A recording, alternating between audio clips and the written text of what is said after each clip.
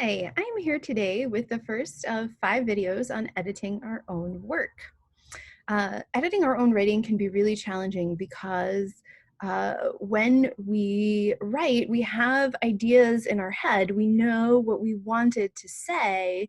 And often when we try to read and fix and polish our own work, what we see on the page is not actually what's there on the page, but what we thought we were going to say.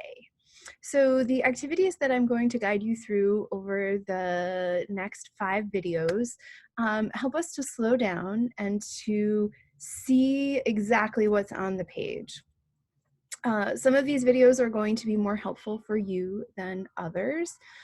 Chances are, though, if something isn't helpful for you, it's probably exactly what someone else needs to do.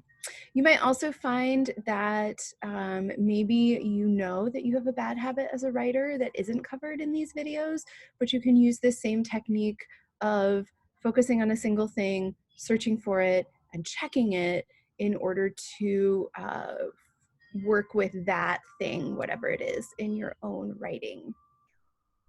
So the first thing that we are going to look at is making sure that we are using our sources ethically.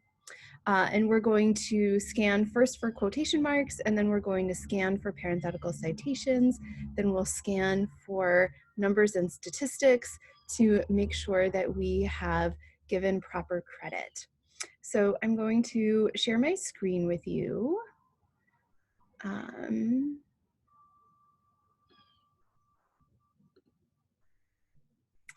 And I'm working in Pages today because when I tried to copy and paste this up to Google Docs, it lost some of the formatting, particularly the footnotes, things that we want to look at today.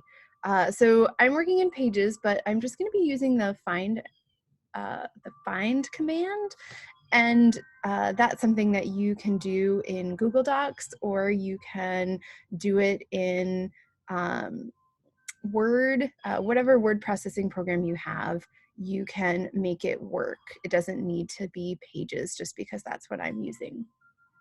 So this video goes along with some text instructions, and I will link to these text instructions in the description below this video. So what we're going to start with is we're going to start with scanning for the use of quotation marks. And we want to make sure a couple of things. We want to make sure that our quotation marks always come in sets, right? So if we open quotes, we can find that we've closed quotes, right? So quotation marks come in sets. Quotation marks hug the words that they are around, right? You have to be careful with the spacing around quotation marks. And also making sure that if the thing inside the quotation marks is a direct quote from one of our sources, we have given credit with a parenthetical citation. So I'm going to use the find command so that the software will find all the quotation marks for me. So you can do this in a couple of ways. You can go to your edit menu and then click on find, and we're not going to replace, we just want the find command. So find, and it should bring up a box like this, and I can type in the quotation marks. You can see they've come up here. The other way to get to the find command is Control F on a PC or Command F on a Mac. That will also bring up the find command. So I'm not going to go through all of this quite long paper, but I am going to highlight through a few of them. So you can see here's a place where I've opened quotes, and here's its paired closed quotation marks, right? So I have a pair. This material is not a direct quote from one of the sources. This material is in quotation marks because it's the title of a folktale. So I don't need a parenthetical citation there. So that one's okay. So I'm going to skip down here. Here it is again. I've got my open quotes, hugging the, I've got my close quotes, hugging hands. And this is not a parenthetical citation. This is a number that's unique to talking about folklore. This is the title of the folktale again, so it doesn't need pointing to a particular author. Let's find the next set of quotation marks.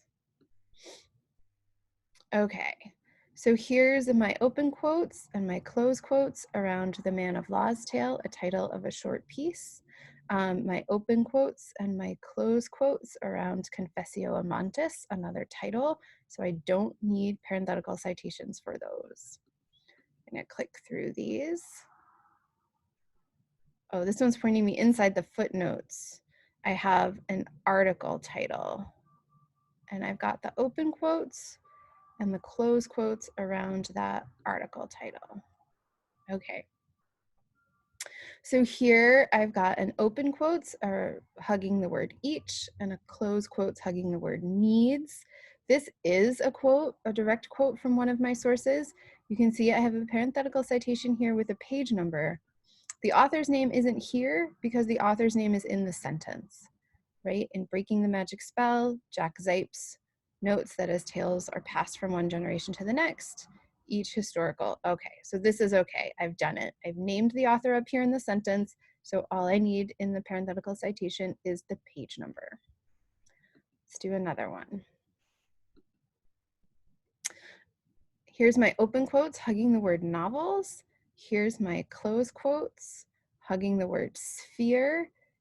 This is a direct quote from one of my sources. I have a parenthetical citation here with the page number.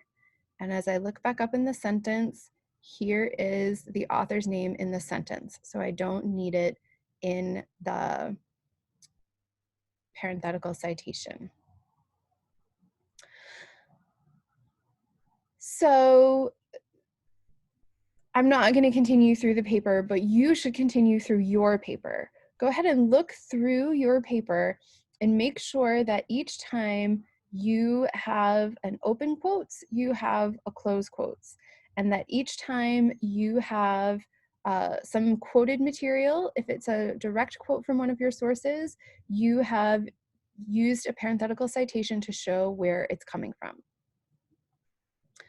Okay, if you need some time to do that, you can go ahead and pause the video.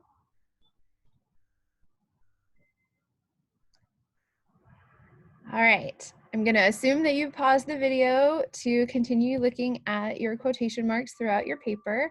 Now you're ready to do the next step, which is going back to the top of your paper. And this time you are going to scan for parenthetical citations, right? So before we were scanning for quotation marks, now we're going to scan for parenthetical citations.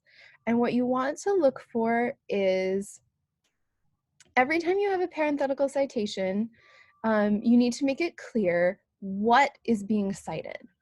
So if the parenthetical citation is coming at the end of a direct quote that's in quotation marks, that's great, no problem.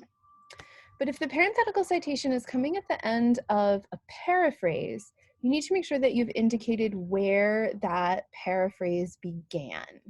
And we can do that a couple of ways in our sentences.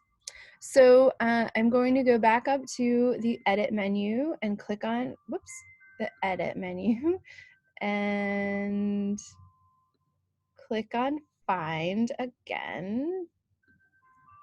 But this time, instead of the quotation marks, I want the parentheses. Okay, so we looked at this one before. This one is not actually a parenthetical citation. It's use of parentheses for extra information. And the same is true for this one. This is a parenthetical citation, or excuse me, just a parenthetical inside the quoted material. Same there. Whoops, let me go back. Here is a parenthetical citation that's coming at the end of some quoted material. Because this is a block quote, in MLA format, it does not need quotation marks. The block quote formatting sets it apart as a quote. So this is okay. Here I've got my parenthetical citation at the end of a direct quote. Skip ahead. Here's another parenthetical citation at the end of a direct quote.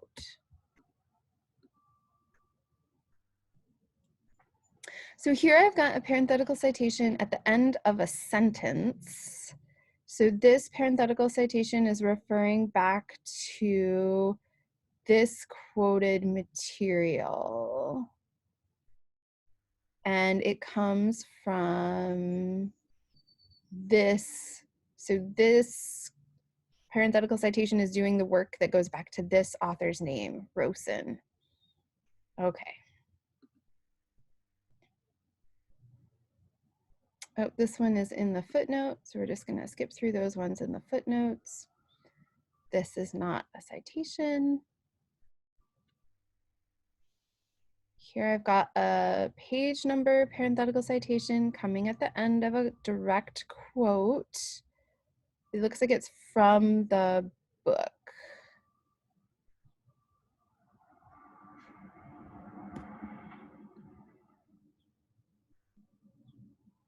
And these are page number parenthetical citations from the novel that I'm talking about. So I'm just going to skip through those.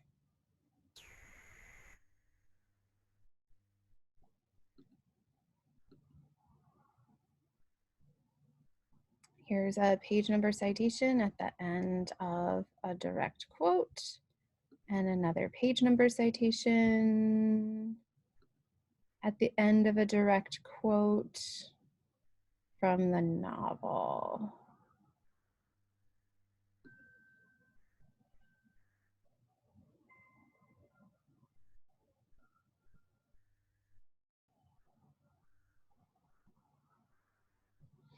So here's a place where, let me skip down this one.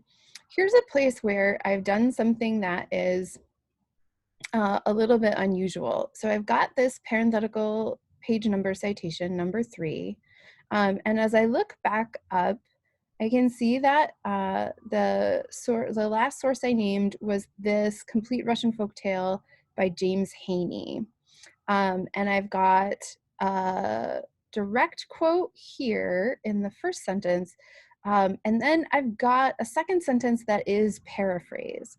So this this attributive tag up here in the first sentence in the Complete Russian Folktale, James Haney asserts, identifies where the information is coming from. Some of it is a direct quote, and I've put that in quotation marks. And then I have some more information that is paraphrase. So Haney's ideas, but in my words. And then I put the page number citation at the end.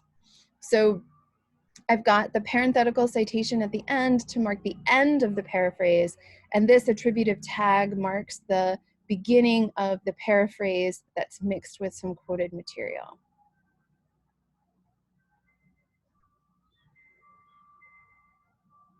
So again, I'm not going to go through the rest of the parentheses in my document, but you should pause this video and you should go through the rest of the parentheses in your document and check each time that when you see a parenthetical citation, if it either comes after a direct quote or it comes at the end of a paraphrase.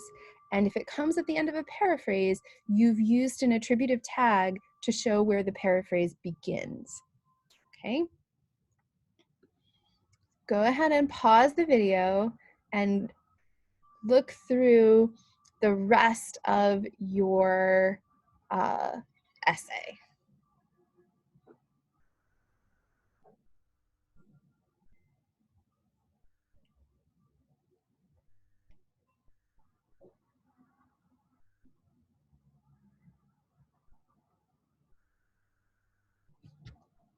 Okay, are you back from your pause to scan for parenthetical citations? Great. The last thing that you need to scan for source use is described in the text instructions that accompany this video. And it is that you need to scan your paper for numbers and statistics.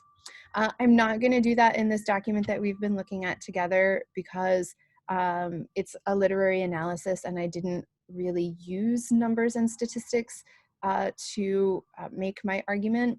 But as you scan through your own paper, if you have used numbers and statistics to make your argument, you need to give credit to the sources where you found those numbers and statistics.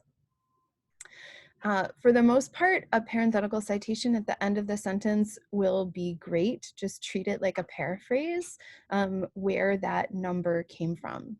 So unless you went out and you did the counting yourself and you put all the numbers into some statistical software like Excel or SPSS, you need to give credit to the people who did that work.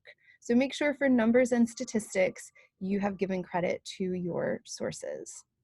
So this first video just talked through source use. There are going to be 4 more videos on different aspects of editing your own paper. You can find them all on the page of text instructions that are linked below this video.